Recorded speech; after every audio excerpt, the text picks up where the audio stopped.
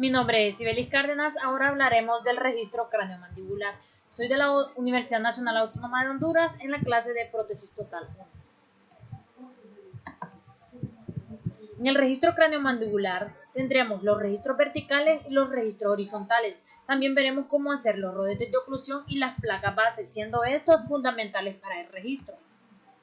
El registro craneomandibular, entre las técnicas que vamos a realizar van a ser los registros verticales, que comprende la dimensión vertical en reposo y la dimensión vertical en oclusión. Los registros horizontales, que comprenderán la oclusión céntrica y la relación céntrica. Ambas técnicas toman en cuenta parámetros anatómicos para la construcción del plano oclusal. Dentro de ellos veremos cómo hacer los rodetes de oclusión y las placas base. El registro craneomandibular constituye un registro variado de técnicas y maniobras destinadas a relacionar y posicionar la mandíbula con respecto al macizo craneofacial en los tres planos del espacio, que son el horizontal, el frontal y el sagital. Las técnicas de registros verticales. Estas comprenden la dimensión vertical en reposo y la dimensión vertical en oclusión. La dimensión vertical en reposo es la posición mandibular definida por la mínima actividad de contracción de los músculos vinculados con el individuo. Esta se encuentra en un estado de descanso. La dimensión vertical en oclusión es la medida entre dos puntos ubicados en el tercio medio de la cara y el tercio inferior, cuando los miembros de la oclusión entran en contacto. Los métodos clínicos para determinar la dimensión vertical serán los rasgos anatómicos y los fenómenos fisiológicos. Dentro de los rasgos anatómicos tendremos que los registros serán antes de las extracciones y las medidas faciales. Los fenómenos fisiológicos tendremos en cuenta un test fonético, que mencionaremos la S y la M, el método de deglución y el método fonético de Silberman. Las técnicas de registro. Dentro de los registros horizontales tendremos la relación céntrica, que es la relación de la mandíbula con el maxilar cuando el complejo cóndilo-disco, alineado adecuadamente, está en la posición más superior contra la eminencia, independientemente de la dimensión vertical o de la posición del diente. La importancia de la relación céntrica, ya que es un complejo de entre cóndilo y disco adecuadamente alineado. Esto puede resistir una carga máxima por los músculos elevadores sin signos de malestar. La relación céntrica es la única posición condilar que permite una oclusión libre de interferencias.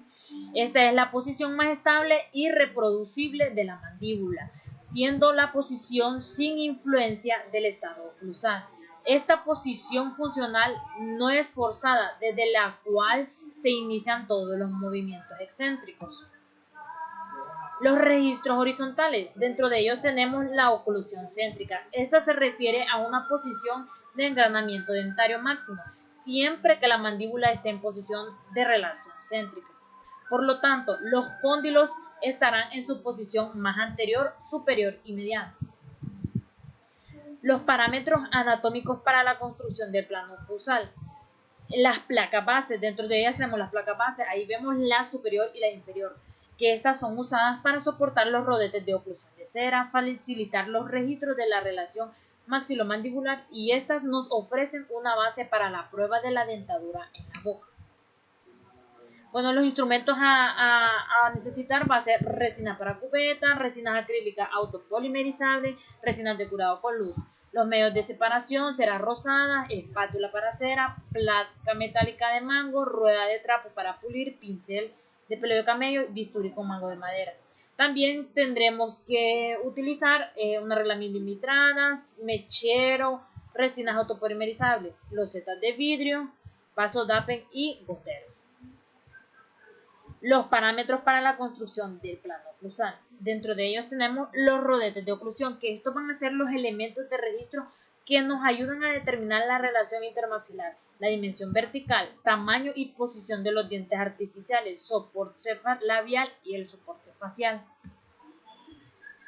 Dentro de los rodetes de oclusión, los propósitos de ellos sirven como medio de transferir el registro del arco facial, ayudan a la colocación de los dientes anteriores, ayudan en la orientación del plano de oclusión y son usados en la determinación de la dimensión vertical de la oclusión. También estarán usados en el registro tentativo de la relación céntrica. Ahí vemos paso por paso la elaboración del rodete de oclusión. Los instrumentos y materiales a usar, como ya habíamos mencionado, cera rosada, carbeador, espátula de cera, mechero, fósforo, regla milimetrada. Estos van a ser para realizar los rodetes de oclusión. Los rodetes de oclusión tendrán como medida un ancho de 8 milímetros, un alto de 22 milímetros desde el fondo del vestíbulo hasta la parte más alta del acero, que serán 8 milímetros.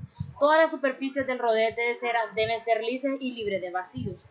También la sección posterior del rodete debe ser inclinada para evitar el contacto con la papila retromolar. Posteriormente se le hace un corte oblicuo de adelante hacia atrás.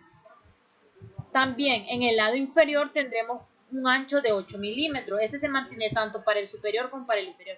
En la parte alta, en el anterior se usan 18 milímetros, desde el fondo del vestíbulo hasta la parte más alta de la cera. Y en la parte posterior es 1,5 tercios y 1,5 tercios superior hasta la papila piriforme. En el modelo hay que proyectar una línea para poder verlo. En el registro craneomandibular, este se va a utilizar para la personalización de placas de relación y orientación del plano oclusal. Van a ser medidas estándar y se tienen que modificar las placas en relación a los parámetros de cada paciente. Siempre debemos de tener un plano de referencia superior o inferior, siempre respetando los parámetros dentro de ello. Para el registro tendremos que utilizar la platina de Fox, que nos ayudará como referencia horizontal para el plano oclusal superior. Este va a ser un elemento que tiene una horquilla que va dentro de la boca, con 2 ramas que salen al exterior y se toman como referencia, usando como referencia la línea bipupilar, la comisura labial, plano de Camper y el plano oclusal protésico. Ahí vemos cómo se utiliza en un paciente la platina de Fox. En el registro craneomandibular tendremos que usar 2 planos como referencia. Va a ser el plano de Camper y el plano de Frankfurt. En el plano de Camper va a ser un plano de manera sagital. Es la extensión de la platina de Fox. Este plano de Camper va desde el conducto auditivo externo hacia la espina nasal anterior, como vemos ahí en el ejemplo. En el plano de Frankfurt, aquí tendremos en cuenta que es un plano cefalométrico que pasa por el punto infraorbitario, punto más bajo del reborde inferior de la órbita, y por el porio, que es el punto más alto del conducto auditivo externo. En el plano frontal tomamos como referencia la línea bipupilar, el cual debe ser paralelo a la platina de Fox. En este caso también debemos desgastar para poder lograr el paralelismo a ambos lados. Finalmente se va a tomar el registro craneomandibular. Posteriormente a esto lo vamos a articular, valga la redundancia, un articulador ajustable, así como se ve ahí.